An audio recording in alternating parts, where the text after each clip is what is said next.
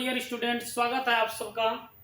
तो आज का टॉपिक है हम लोगों का एसेक्सुअल रिप्रोडक्शन और उसका सामान्य लक्षण, है ना। तो उसमें हम लोग देखेंगे एसेक्सुअल रिप्रोडक्शन क्या होता है, इसका जनरल फीचर्स क्या है, इसका सामान्य लक्षण क्या है।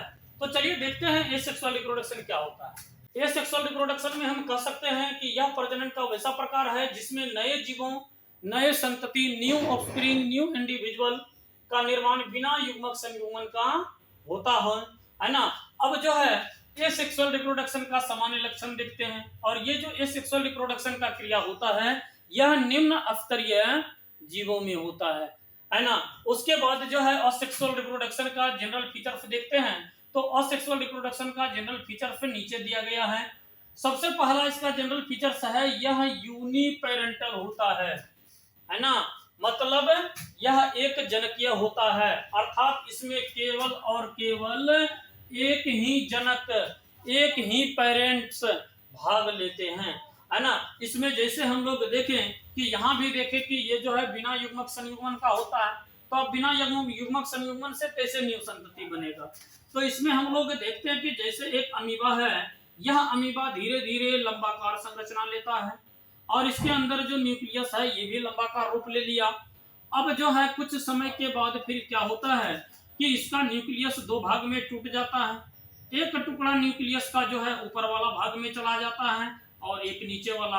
कुछ समय के बाद इसका भी डिवीजन होता है और यह भी जो है सो एक सेपरेट अमीबा का निर्माण किया और ये अलग। इस तरह से देखें कि ये दो बन गया, तो ये पेरेंट्स था एक ही, है ना, पेरेंट्स एक और संतति इसका दो बन गया। तो इसमें कहीं भी युग्मक संयुग्मन का जरूरत नहीं हुआ।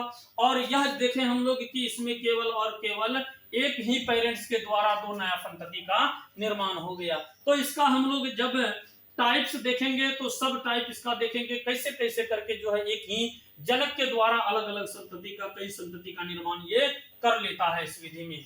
उसके बाद दूसरा है कि इसमें नर युग्मक एवं मादा युग्मक का संयुग्मन नहीं होता है। जैसे हम लोग लैंगिक प्रजनन में देखते हैं कि एक मेल गैमेट होता है, मेल का बॉडी में बनता है जो कि, और एक जो है सो फीमेल गैमेट होता है जिसका फॉर्मेशन फीमेल के बॉडी में होता है। और ये दोनों फ्यूज किया, यहाँ फ्यूजन का क्रिया होता है, अर्थात मेल गैमेट और फीमेल गैमेट के फ्यूजन की प्रक्रिया को या फ्यूजन को फर्टिलाइजेशन कहा जाता है ना। जिसके परिणाम स्वरूप क्या बनता है, जायगोट। और यह जायगोट एम्ब्रियो बनता है, एम्ब्रियो से जो है न्यू ऑफस्प्रिंग का निर्माण होता है। लेकिन इसमें ऐसा कुछ नहीं होता है। इसमें एक ही जनक के द्वारा देखें हम लोग कि यह जो है दो संतति बन गया, इसमें कहीं भी युग्मक संयुग्मन का जरूरत नहीं हुआ। ठीक है, तो इस तरह से फिर हम लोग तीसरा देखें, इसमें तीसरा कैरेक्टर दिया है, इसके द्वारा उत्पन्न संतति बिल्कुल जनक के समान होता है। मतलब अगर ये एक सेल का है, इसमें अगर यदि 46 क्रोमोसोम है तो ये दो जो बनेगा इसमें भी 46 होगा। ये दिखेगा भी जनक के समान और इसके अंदर जो कैरेक्टर होगा वो कैरेक्टर भी जनक के समान ही होगा, है ना। उसके बाद फिर देखें कि इस विधि के द्वारा उत्पन्न संतति का जीवन काल लैंगिक प्रजनन के द्वारा उत्पन्न संतति की तुलना में कम होता है।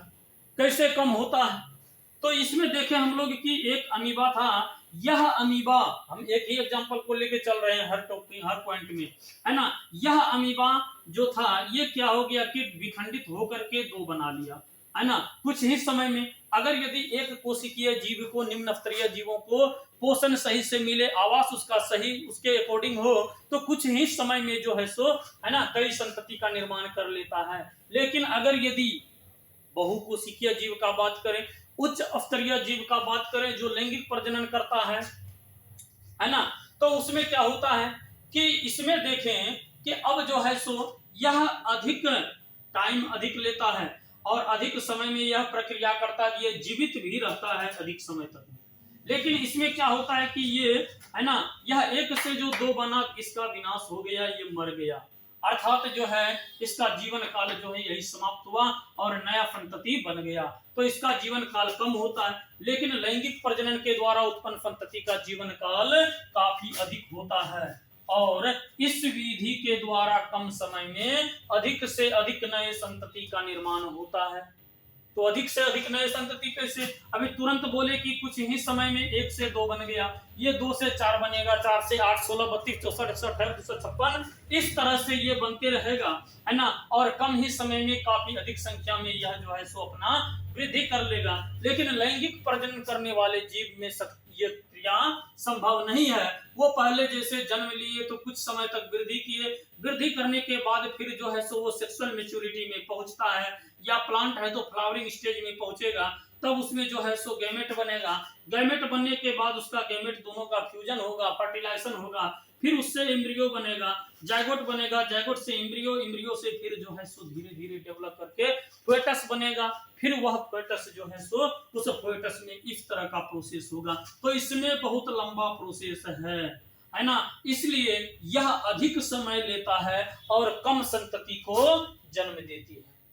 लेकिन अलैंगिक प्रजनन में क्या होता है कि कम समय में ही अधिक से अधिक नए संतति का निर्माण हो जाता है ना, लैंगिक के तुलना में। उसके बाद अब क्या है कि इसमें देखें तो इस विधि के द्वारा उत्पन्न संतति में विभिन्नता एवं उद्विकास, इवोल्यूशन नहीं होता है। इसमें वेरिएशन और इवोल्यूशन नहीं होता है। मतलब अब जो है जब समान होता है, पेरेंट के समान बनता है, जिसमें किसी प्रकार का अंतर नहीं होगा, यह अपना पेरेंट्स के समान ही बनेगा, दिखेगा, अनुवांशिक रूप से भी समान, ये आकारिकी रूप से भी समान दिखेगा, और इसमें जो जेनेटिक कैरेक्टर होता है वो भी इसमें समान ही होगा। और जब समान होगा तो किसी भी प्रकार का इसमें परिवर्तन नहीं मिलेगा, अर्थात ये अपने से उच्च कैटेगरी का जीवों को जो है सो जन्म नहीं दे पाएंगे। तो इस विधि में देखें हम, है ना, तो विभिन्नता और विकास नहीं होती है। फिर जो है छठा में दिए, इसे है ना एपोमिक्सिस भी कहा जाता है। अलैंगिक प्रजनन को एपोमिक्सिस भी कहा जाता है ना। और फिर यहाँ पर देखें एक वर्ड क्लोन, क्लोन शब्द का प्रयोग किया गया है। आखिर ये क्लोन होता क्या है?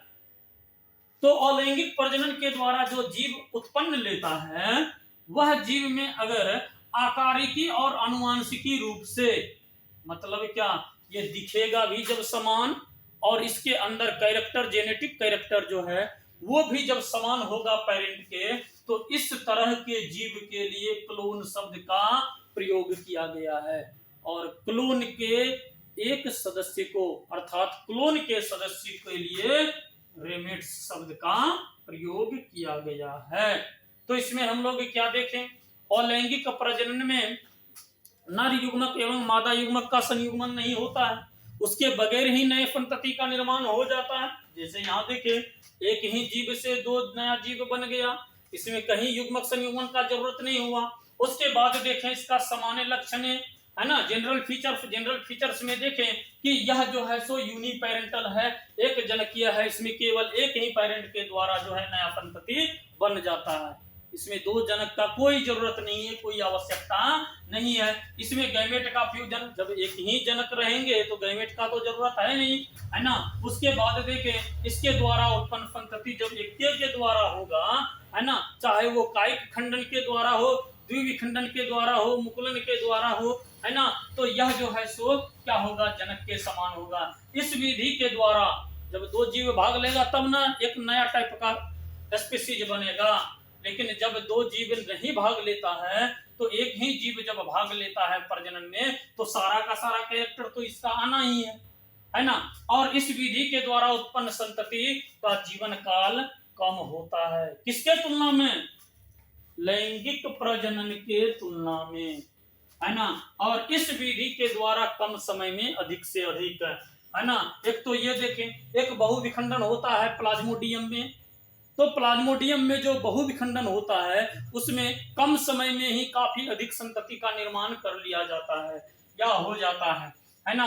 और इसमें देखें हम लोग कि इसके द्वारा उत्पन्न संतति में न ही विभिन्नता होती है, न ही उद्विकास होता है। दिमाग में आ रहा होगा कि उद्विकास क्या होता है। अब 2 जीव, एक मेल और एक फीमेल भाग लिया, इसके यह जो है एक टॉल है, एक ड्वार्फ है। ये दोनों फ्यूज किया, एक नया संतति बना, ये बनेगा क्या? टॉल। जब हम लोग अनुवांशिकी चैप्टर पढ़ेंगे तो उसमें देखेंगे ये जो टॉल बना तो मतलब इससे अच्छा क्वालिटी का ये बना संतति, इस पेरेंट से जो है अच्छा क्वालिटी का बना, इसी को हम कहेंगे उद्विकास, है ना। ये क्रिया जो है सो सिर्फ लैंगिक प्रजनन में ही संभव है, जब दो जीव भाग लेंगे, दो प्रकार के युग्मक भाग लेंगे, है ना। अब देखें इसके लिए एक वर्ड एपोमिक्सिस है, एपोमिक्सिस शब्द का प्रयोग किया। एक वर्ड देखें यहाँ पर क्लोन है। क्लोन क्या होता है? जब जीव अनुवांशिकी और आकारिकी रूप से बिल्कुल अपने जनक के समान अर्थात पेरेंट्स के समान होंगे तो उसके लिए कौन शब्द का प्रयोग किया गया है? क्लोन। और क्लोन के सदस्य को रीमेट्स कहा जाता है। क्या यहाँ तक कोई दिक्कत नहीं होना चाहिए हम लोगों को? तो आज का वीडियो हम लोगों का, आज का टॉपिक यही समाप्त होता है। नेक्स्ट क्लास में हम लोग देखेंगे टाइप्स ऑफ एसेक्सुअल रिप्रोडक्शन, अलैंगिक प्रजनन का प्रकार। अगर आप लोगों को वीडियो अच्छा लगता है तो लाइक शेयर सब्सक्राइब जरूर करें। जय हिंद।